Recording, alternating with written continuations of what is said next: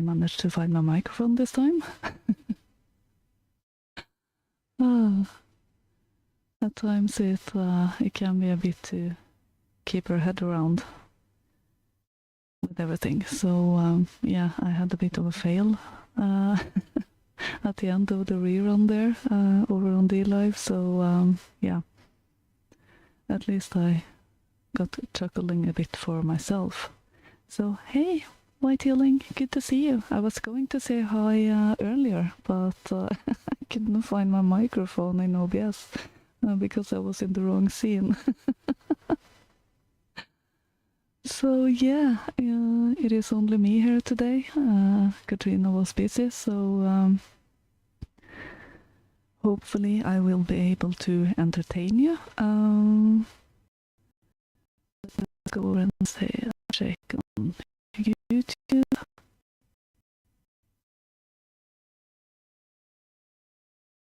Okay, so yeah, I only have a short one for you today because apparently I dive off the deep ends and I didn't have a chance to get the third stave of A Christmas Carol ready for today, so that one will be for tomorrow. And Katrina had a lovely video that she made prior to Christmas that I'm going to show instead. It's not long, it's only a couple of minutes, so in order to make up for that, if anyone have any requests of what we've done so far, at least what's been done in November and December, let me know in the chat, and I will see if I can find it and give you a little bonus for tonight. I do feel a bit bad that I didn't have very much to offer today, so hopefully I will get some request or something. So yeah, I will just jump over to Katrina's video.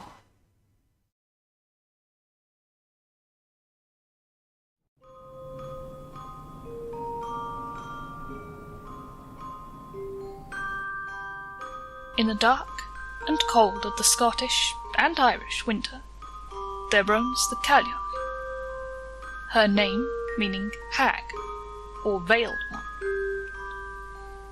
also known as the Cailleach Mhir or Mac Morlach, or in the northeast of Scotland, Gentle Annie, a grim joke, as it is she who is believed to bring the violent storms and gales of the winter season. Fearsome to look upon, a giant with dark blue skin, teeth as red as rust, and only one eye, but it's a keen one. She is so huge that the sound of Mull only comes up to her knees. She was said to rule the land during the harsh winter months between Samhain and Beltane, after which Breed, the youthful goddess of spring and delight, would rule once again.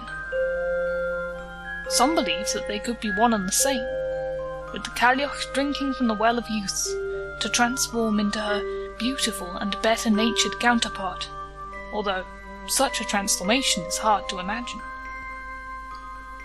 She is known as unfriendly, chasing deer away from those hunting for much-needed food, and if you ever meet her, you best hope she likes your clan. She is known sometimes to extend winter at her pleasure. The Cailleach is said to have created many of the features of Scotland. Her hammer is said to have created the mountains. The Cailleach was once meant to guard a fountain that sprung from the peak of Ben Cruachan. A simple job. She was to cover the spring with a slab of stone at sundown, and lift it away at dawn. But one evening she fell asleep, and the fountain overflowed.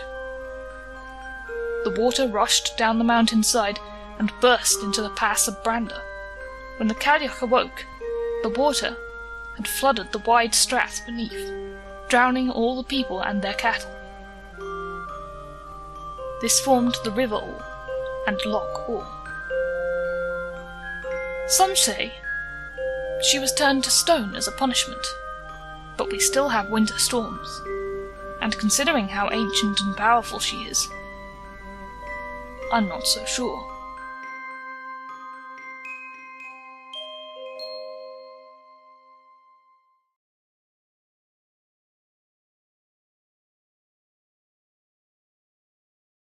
Now that was a lovely video, don't you think?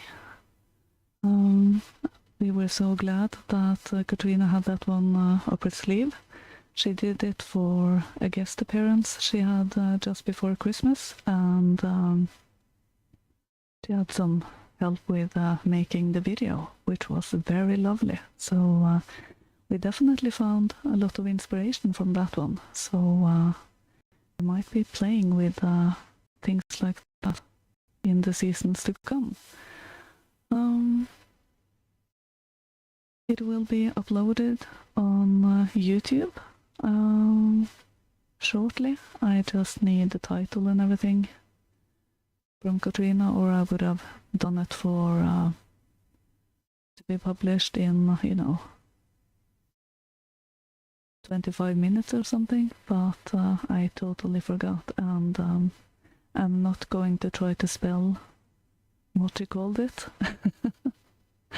I definitely don't speak that language, so I would definitely butcher it.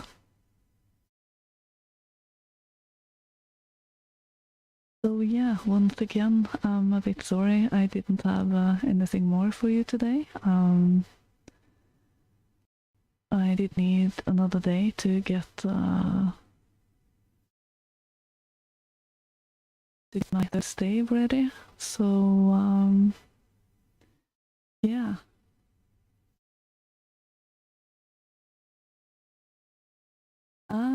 Some of the giant stories.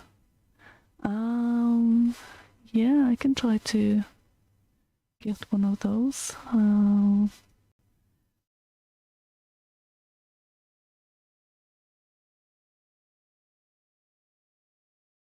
I don't think I have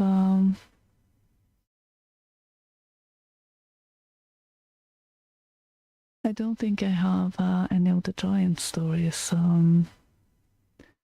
at hand. We will clip them. We will get all the stories we've told from season 1 up and running. It's just a bit of backlog, and then I decided to take on Dickens, which was a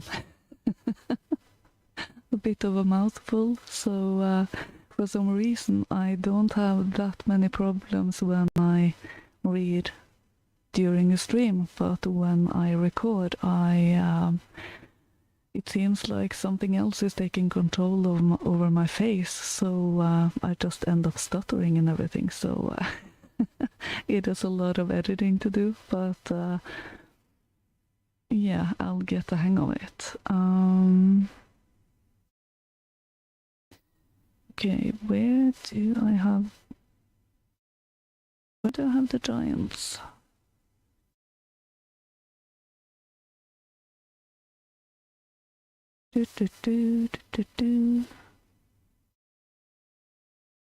I actually can't find that one. That was odd. Let me look in another place.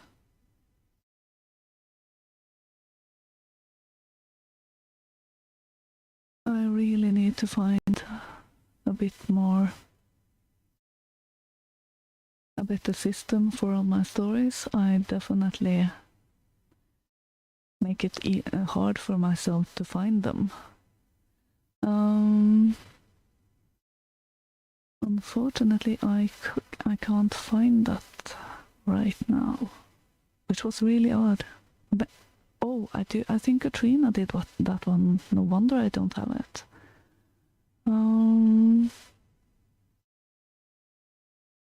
Yeah, I do think the giants were live. I don't quite remember.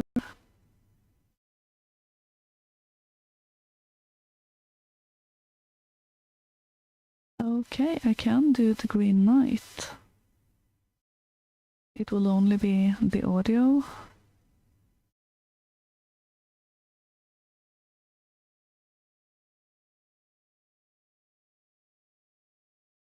Just give me a second and I will find that.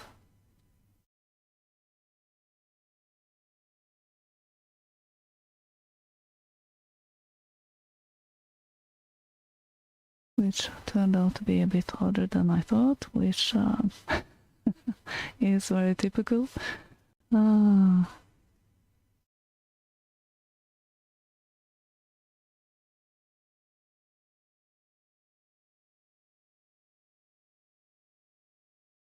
I know where to find it, so I will just get the audio.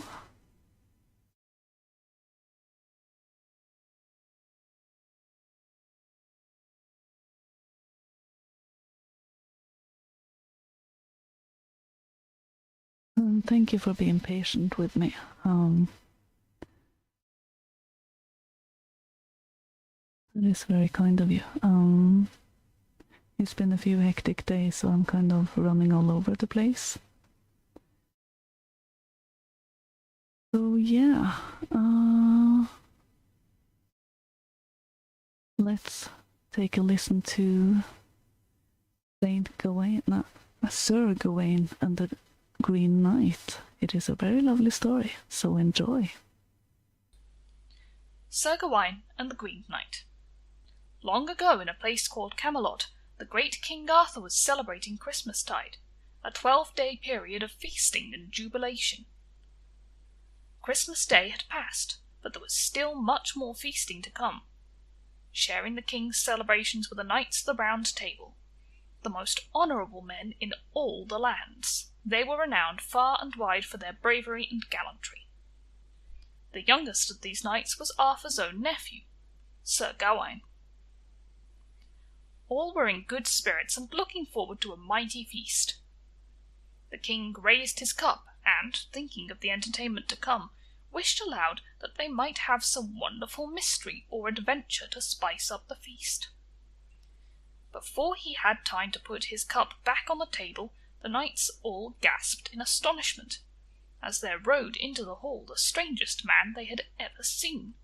The visitor was extremely tall, and his face was as fierce as his arms were strong. His red eyes glowered from beneath great bristly eyebrows, and over his broad chest hung a green beard, as big as a bush. His coat, hood, and hose were green, as was his horse. The horse's mane and tail were knotted with golden threads and bells. In one hand he held a green holly bough, in the other a huge, razor-sharp axe. The axe handle was richly decorated in gold and green. The knights were dumbfounded. The king invited the stranger to join them at the table, but he replied that he had not come to feast, but to prove, once and for all, the courage of the famous fellowship before him. "If it is battle you seek," replied the king, "I will gladly accept your invitation." "No, sire," said the Green Knight, "I come not to fight, but to challenge. I want to know if any man here is bold enough to fetch one blow at me with this axe, on the condition that in a year and a day he shall stand a blow from my hand." With that he raised the giant axe above his head. All the knights were silent. No one cared to offer him such an exchange of blows. The Green Knight looked scornfully around those assembled. "Is this," he sneered, "the court of which such mighty boasts are made?" Stung by shame, the king cried out that he would take up the challenge. "You will see," said the king, "that we fear not your big words or the sharp steel of your axe." The Green Knight sprang from his horse and put the axe in Arthur's hand. But the knights pulled him away, saying it was no adventure for a king. "Grant me the chance," begged Sir Gawain. The rash young man was keen to help his king. "This is a game for a young man to play." The others backed him, and reluctantly Arthur withdrew his challenge. "Nephew," said the king, "take care that you put all your heart and strength in the stroke, so he can never repay you." The Green Knight smiled grimly. "It suits me well," he said, "to take a blow from thee, but first you must swear that you will seek me out in 12 months and a day, so I can give back what I received from you." Sir Gawain gave his word, and the giant loosed his hood and pushed aside his hair to expose his neck. Stroking his great beard, he awaited, unconcerned, what was to come. The young man grasped the heavy axe, heaved it high, and delivered it with all the strength of his arm.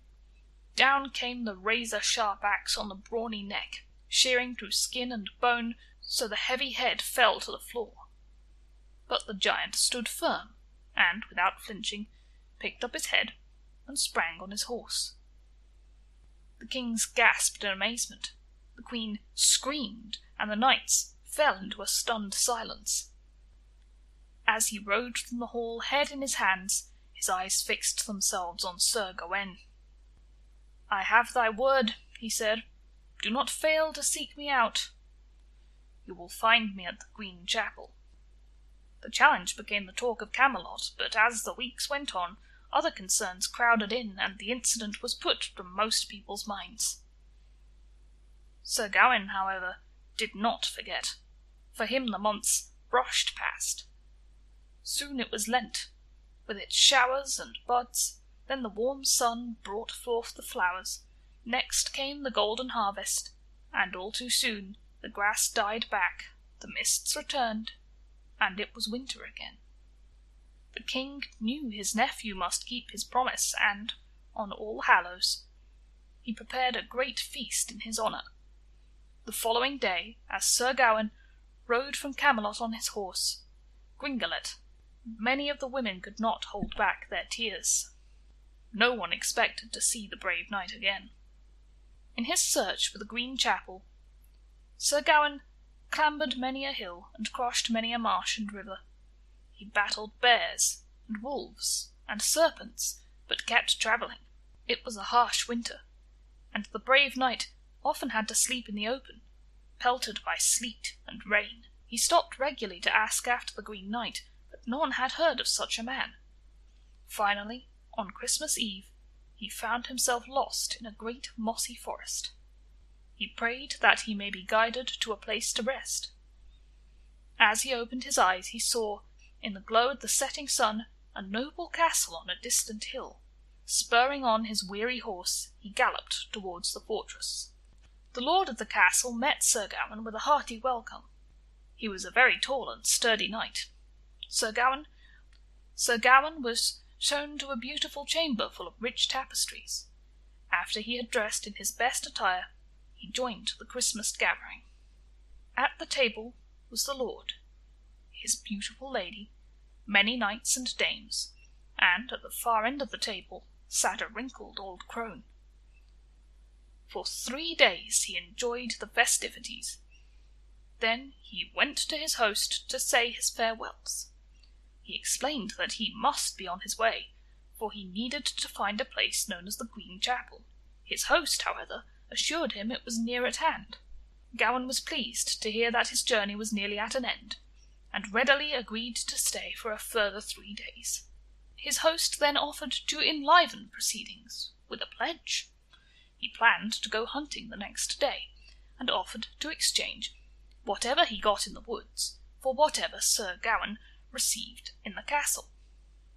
A puzzled Gawain said he expected to receive nothing, but the pledge was sealed with a friendly toast. The next day the lord went out early. Some time later, whilst he was resting in his chamber, Sir Gawain received a visit from the lady of the castle. She did not hide her attraction to the young knight, but he refused her advances. She would not go, however, without giving him a kiss. When the lord of the castle returned with a venison, he gave it to Gawain, according to their agreement. In return, a very embarrassed Gawain, embraced his host, and gave him a kiss. The only thing he had got that day. "Ha! Who gave you that?" said his host, but Gawain laughed off the question, and they sat down to supper. The next day, at cock-crow, his host again went hunting in the woods, and once more his wife visited Sir Gawain in his chambers. Again he refused her advances, but before she left she gave him 2 kisses. This time the lord of the castle brought home a bear and a goose. An extremely embarrassed Gawain kissed his host again, and this time gave him 2 kisses. The next day dawned cold and clear. Off went the lord on his hunt, and once more the wife came, wooing her guest. This time she insisted on giving him 3 kisses, and offered him her green silk girdle.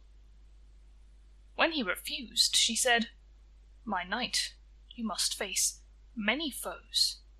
This is a magic girdle. It has the power to protect whoever wears it against any weapon." Gawain's love of life saw his resolve weaken. He knew that he couldn't live without his head, so he accepted the gift. He spent the rest of the day in the company of the old crone, but he felt uneasy. It was as if her eyes could see right through him. That evening the lord brought home only a foul fox skin, which he laughingly said was a poor reward for the 3 kisses that Gawain gave him. Gawain's heart was heavy, for the time was drawing near when he must leave the castle. He slept ill that night. As the cock's crow heralded the new day, he dressed carefully, taking care to wrap around him the green girdle. He bade good-bye to his host and set out into the dark and stormy morning. A bitter wind took his breath away. A servant had been provided to guide his way. Together they went by rugged cliffs and dark moor. As the sun rose, the guide stopped short of a dale, winding between 2 snow-covered hills. The guide pointed to a road. "My lord," he said, "that is the road you seek. But the one who dwells there lets no one pass alive. I beg you, go another way round. I will tell no one, I promise. For all the gold in the world I would not venture that way." With a heavy heart, Sir Gawain refused the offer, and set out down the road, which soon became bordered with many sharp banks. Eventually he came to a crag, and saw in front of him the mouth of a dark cave. He tethered his horse to a tree, and went inside. Immediately there was a fearful clattering of rock, and standing in front of the young man was the huge figure of the Green Knight, bearing an axe, his hairy head firmly back on his shoulders. "Welcome to my abode. You have timed your travels well," said the Green Knight. "Now prepare to make good on our bargain." Sir Gawain bravely removed his helmet and bent forward, but as the axe was raised, he could not help but flinch. "Ha!" said the Green Knight. "He flinches before he is hurt. When my head comes off I cannot put it back," said Gawain, "but I gave my word, and will not flinch again." Once more the giant brandished the axe. "Strike and be done," said Gawain. "Have patience," jeered the giant, and for a 3rd time heaved the heavy axe up into the air. This time the knight did not flinch or cry out, as the sharp axe whistled through the air and onto his neck, splitting the skin. It was a few moments before a stunned Gawain realized that, apart from a few drops of blood, he was unharmed. He turned to see, leaning on his axe, not the Green Knight, but the lord of the castle. "My brave knight," said the lord, "I raised the axe 3 times for my wife's 3 kisses. At my request, she came to see if you were a true man of honor. The cut on your neck is for the girdle that you took, but did not exchange, as was our bargain. For that, I let you feel how much sorer I could have struck." Sir Gawain stood, confounded by his own weakness and the generosity of his host. Unfastening the girdle, he offered it to his host. "Keep the girdle," said the knight, "as a token of this adventure. The debt is cleared." The knight introduced himself as Sir Birblake. "Morgan le Fay, your own aunt, endowed me with the magic charms to challenge Arthur's court. She was disguised as the old crone you saw." He bid Gawain return to the castle to get better acquainted with his new aunt, but Gawain politely refused. He had experienced enough magic for the moment. He made his way home and was greeted with great joy. The scar on his neck remained as the only evidence of his adventure. As for the lady's green girdle, he wore it as a reminder, should he ever get too proud, of his faint-heartedness. And all the knights agreed, for Gawain's sake, to wear also a green belt, as even the bravest man alive, they felt, would have shrunk from such a fate.